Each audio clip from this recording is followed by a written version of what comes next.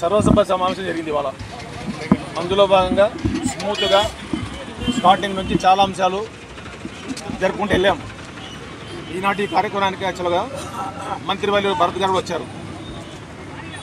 Subject జరుగుతున్నప్పుడు మధ్యలో లేచి క్రాంతి కుమార్ అనే 12వ వార్డు కార్పొరేటర్ ఎవరైతే మా పార్టీలోంచి తెలుగుదేశంలోకి వెళ్ళిన వ్యక్తి, ఒరిజినల్ కాదు డూప్లికేట్ తెలుగుదేశం వ్యక్తి, దాంట్లోకి వెళ్ళి అనవసరంగా వాయిస్ రేజ్ చేసి ఏకవచనంతో మేయర్ గారితో మాట్లాడుతూ నాకు మైక్ ఇవ్వకపోతే నేను మాట్లాడుతున్న బెదిరింపు ధోరణిలో మాట్లాడుతూ ఇవాళ ఆయన చేసినది మీరందరూ ప్రత్యక్ష సాక్ష్యం మీరు చూశారు. ఆయన చేసిన కార్యక్రమాలు ఇది ఈరోజు మొదట చేసిన కార్యక్రమం కాదు.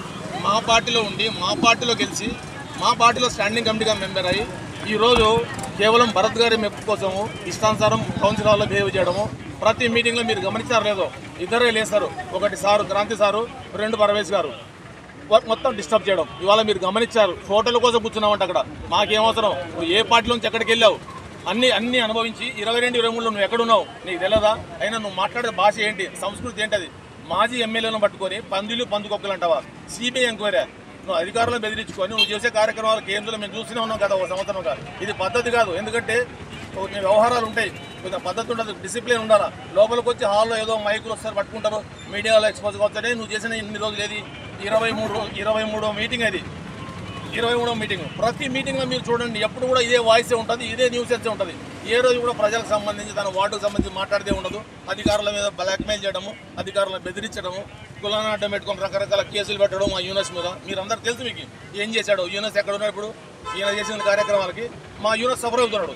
ఈయన ఏం చేస్తున్నాడు, మినిస్టర్ గారు ఉన్నారని చెప్పేసి ఆయన ఇటువంటి ఎంక్వైరీ చేయరు, ఆయన ఎంకరేజ్ చేయరు ఇటువంటి యాక్చువల్గా భరత్ గారు. కానీ ఆయన అండ చూసుకొని వాళ్ళ రెచ్చిపోయి ఏ సభ్యత సంస్కారం లేకుండా సభ్యులంతా కూడా బెదిరించడం మాట్లాడటం. ఇదేం సంస్కృతి ఇది కాదు కదా మేము కోరుకున్నది. ఇవాళ అందరూ బెదిరించాలని ప్రయత్నం చేయడం ఏంటిది? ఎవడు భయపడతారు ఇక్కడ?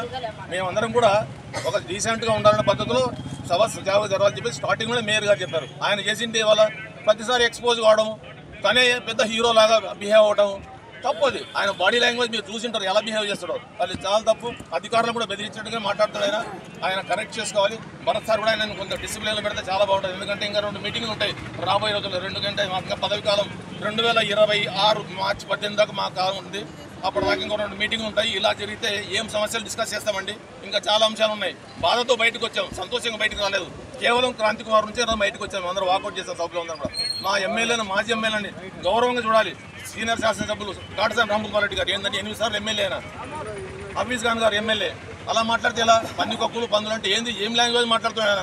తప్పు ఇది. క్రాంతి నీవు పద్ధతి మార్చుకోవాలి. పద్ధతి కాదు అది. మా పద్ధతిగా ఉంటేనే బాగుంటుంది. చాలా తప్పు చేస్తున్నావు. పద్ధతి కాదు. తీవ్రంగా ఖండిస్తున్నాం అందరూ కూడా.